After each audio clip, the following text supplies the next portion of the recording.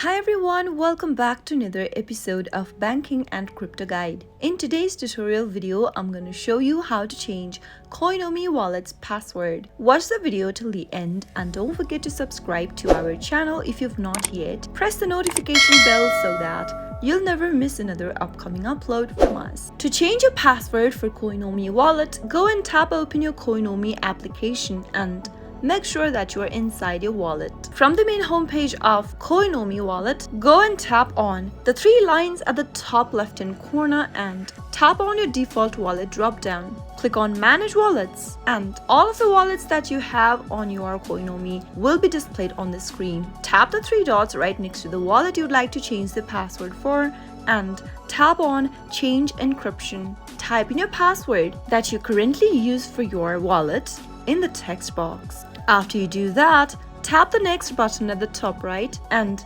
enter the new password you would like to change to in the text box. Retype in your password on the next field and tap on the arrow button at the bottom right hand corner. Soon after you do that, you'll be able to change your password for a wallet on Coinomi. I hope the tutorial was helpful to you. If it was, go ahead and give us a thumbs up. I'll be back soon with more videos like this.